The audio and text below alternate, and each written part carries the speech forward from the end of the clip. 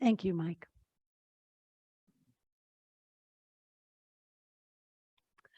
A couple of years ago, I watched a movie. It was called Mrs. Pelfrey Goes to the Mrs. Pelfrey at the Claremont.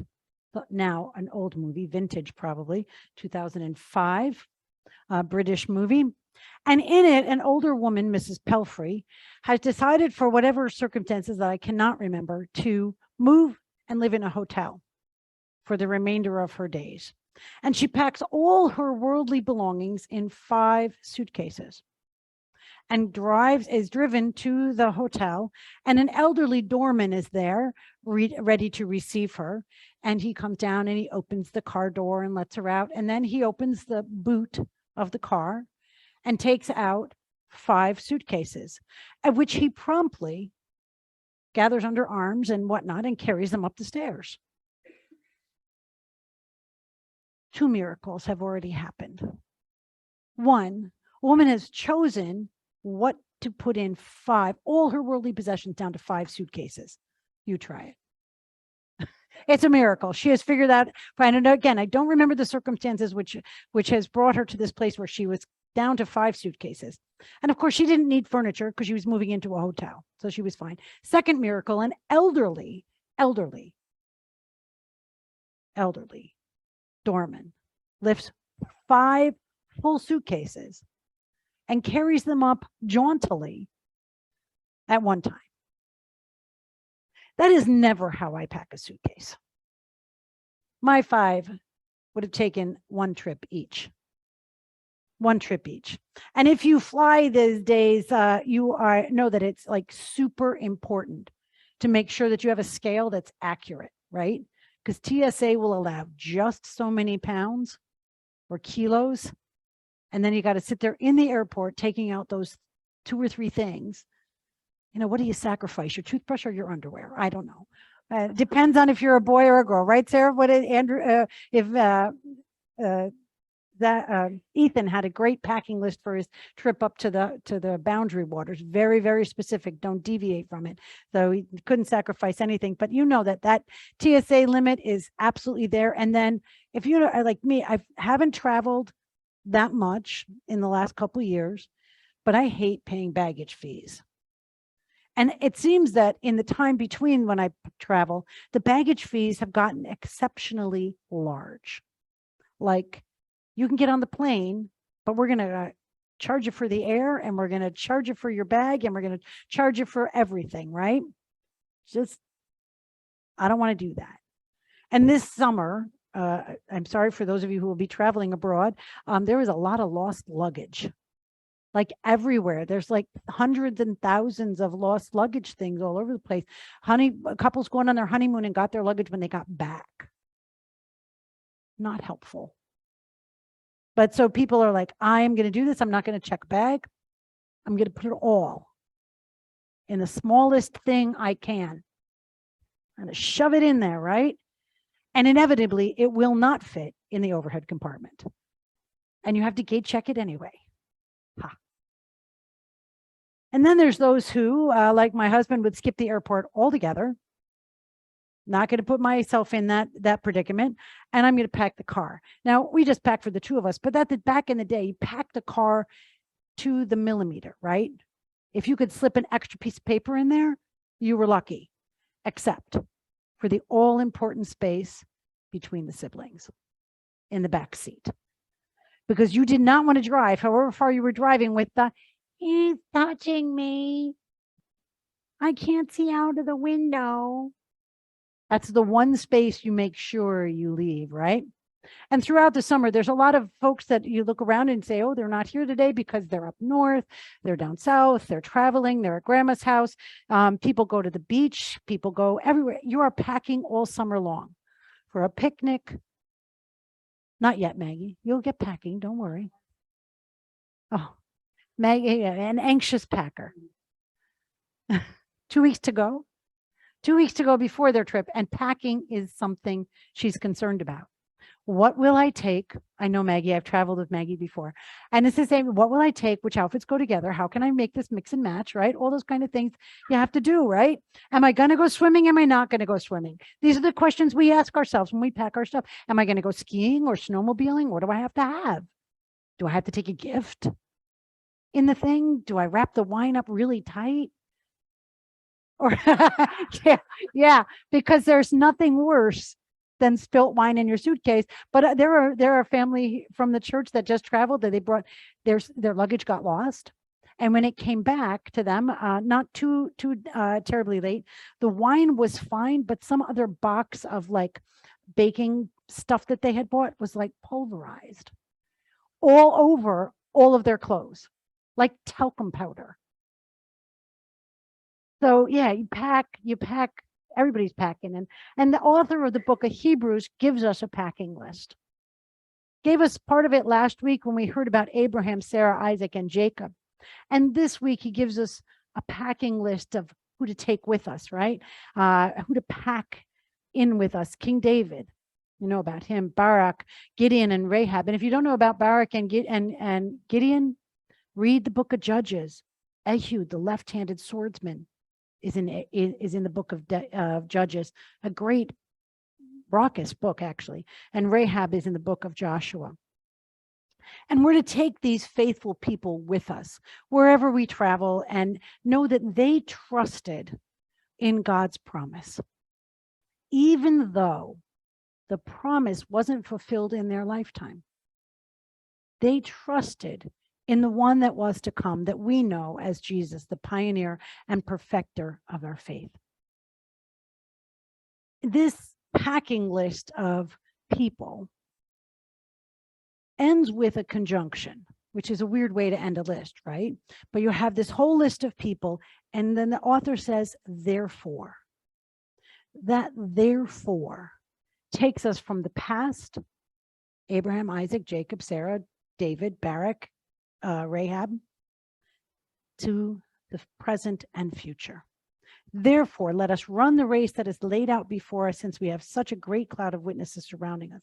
Let us throw off any extra baggage that gets and get rid of all the sin that trips us up. It's hard to run any distance holding your luggage. Have you had to do that? I did in Denver one time. I felt like the old O.J. Simpson commercials, which some people don't even know who there was, running through and jumping over everything, you know. It's hard to run with your, unless you're in the movies, because in the movies you just pick it up and go whoosh and off you are, right? My luggage isn't heavy today, but in our lives it's hard to do that. And so I thought what we might do is take a look at what might be in our luggage. Oh boy, Mike says, oh boy, a well-packed bag here. And the stuff that's in this bag, I mean, I put intentionally, symbolically, but it's stuff that we pack knowingly. And sometimes we pack it unknowingly. Who's going to guess what's the first thing? You'll never guess. The fancy top. Ooh, isn't that pretty and sparkly? I actually wore this to a wedding. I felt completely inappropriately dressed. It was an extremely fancy wedding.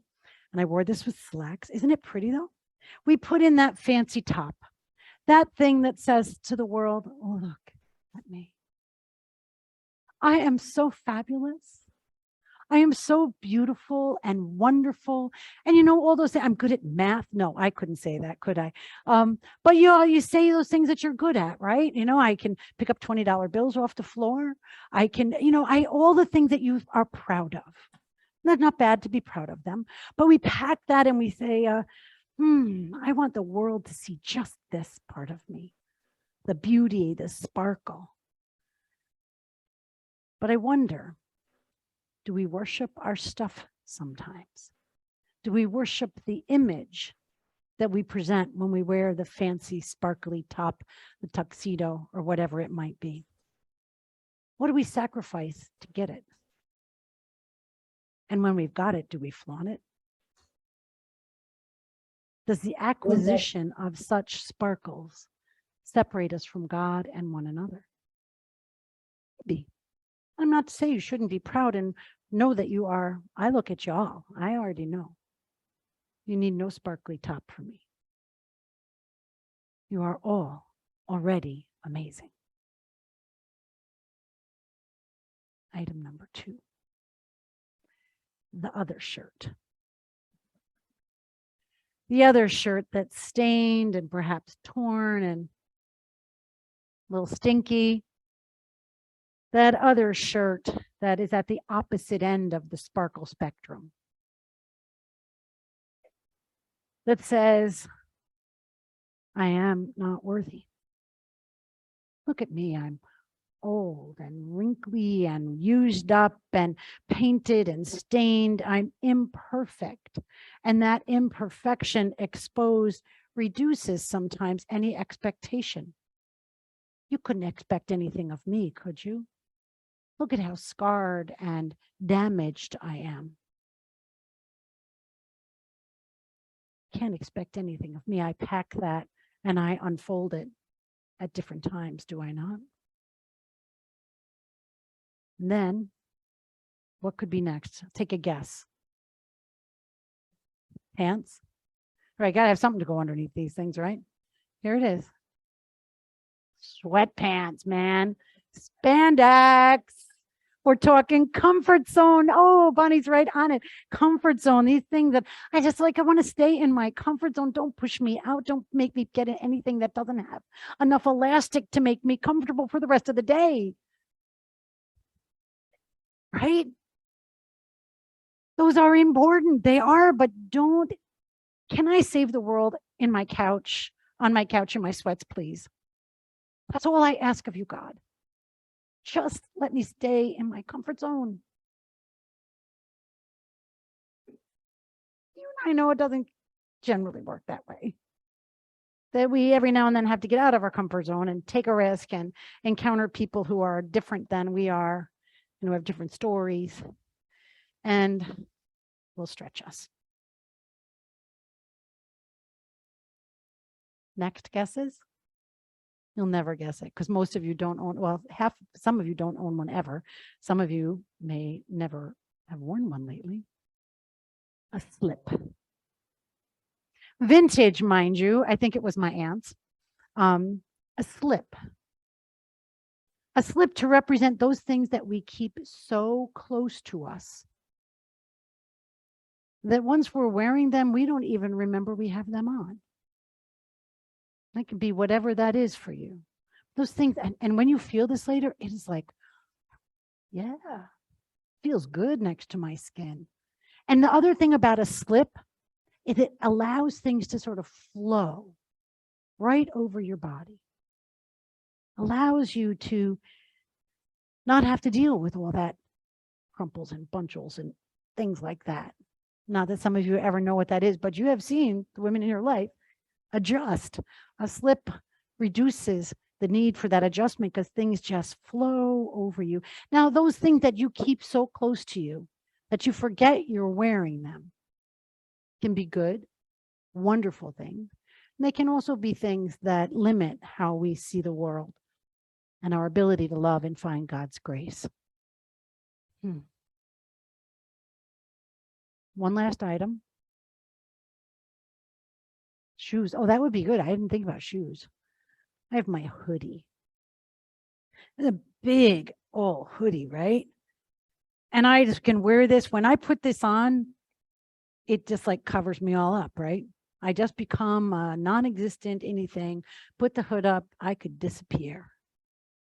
Sometimes I think that God doesn't see what I do. God doesn't care what I do, that I can hide what I do from God. And I don't think that's how it works.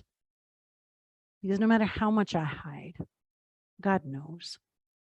No matter how much I think God doesn't care and doesn't see, God does. Because what God sees straight through the hoodie is the beloved of God. So whatever you put on to cover up your wonder from God, it doesn't work. It simply doesn't work. God can already see what you have.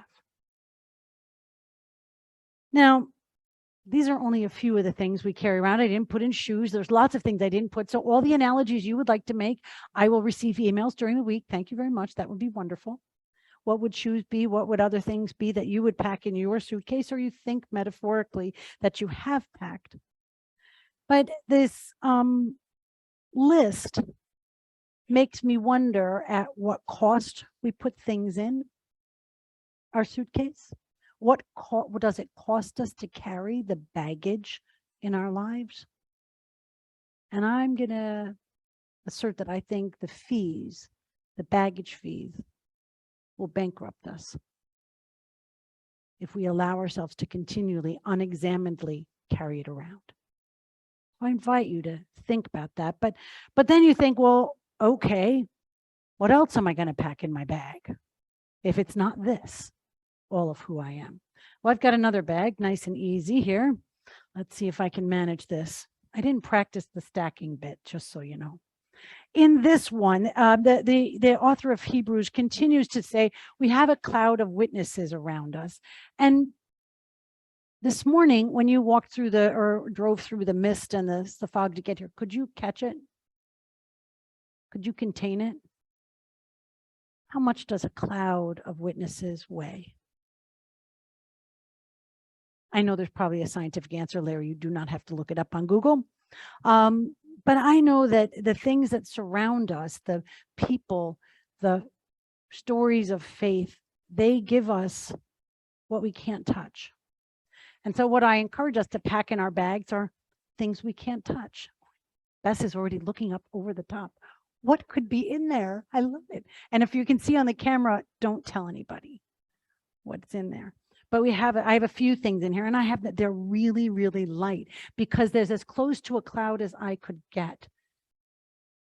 Practice.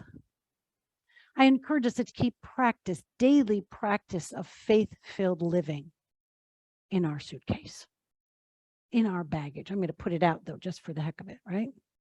Daily practice of moment by moment, remembering who we are and whose we are and how we're to act in the world. And let's see if I can find the other one. I have to tell you, I was blowing up balloons. These are old balloons. They're small because I was not going to risk too big of a balloon today. But it says love. Love everyone. Carry that with you. Even those who in our prayer had said, done unthinkable things. Love them anyway. Doesn't mean you approve of everything everybody does. And if you find you can't, just offer them God's love and turn it over to God because God can. And we have love in there. As close to yellow as I could get, the light of Christ that shines in each of you, that is yours to receive and to reflect and see reflected back at you. Take the light of Christ. It weighs nothing. Grace. Ready to jump out of my hands is grace. It is so good. It is so abundant. It is so freely given and freely received. Grace is that which allows us to repack our bag. Grace is that which allows us to carry them together when they get too heavy. Grace is what allows us to treasure what's inside and see what new we might have. Grace is there as well. And forgiveness. Forgiveness of yourself for those things that you feel you need forgiveness for, and the forgiveness of others. And again, if someone has done something or a situation has been such that you cannot find yourself with the capacity to forgive, that's real. Just allow God to do it. Because God can. Cross and the resurrection prove that God can. And God will. And the final thing in my light bag is compassion. To be able to have compassion with one another. To be able to listen fully to words that you want to hear of affirmation and joy and words of struggle, words of conflict, but to listen fully. and hear the story of how it is that someone else is where they are. And care. Care deeply for one another in every way you can. So to practice daily, to love, to have the light of Christ shine in you, to know that you have received and carried grace within you, to experience the forgiveness of yourself, from yourself and others, and to be in compassionate relationship with one another. And you know that the things that are in the balloons can't really fit in any size suitcase. There's not a bag big enough, strong enough to carry it. So God was wise and good and gave you one already. Right here. Flexible, responsive, easy to carry. You can run with it. I don't, but you could. And it holds those things that are what we treasure. Those we love, held here. The stories of faith, held here. The feeling of grace and forgiveness and peace, held here. I hope that we can honestly take time ourselves and as a congregation to assess what's in our baggage. And as we as a congregation spend the next whatever amount of time thinking about the 142 years of ministry and mission that's happened in this congregation, I hope we unpack the bags and see the grace and see the love and see the joy and see the service of those who have come before us a long time ago and not so long ago, and see ways that we can take what they have gifted us and pack it in our bags that will help us carry the light and love of God into the next 142. Why not? Just wonder, what's in your baggage? Now that is a loaded question. Amen.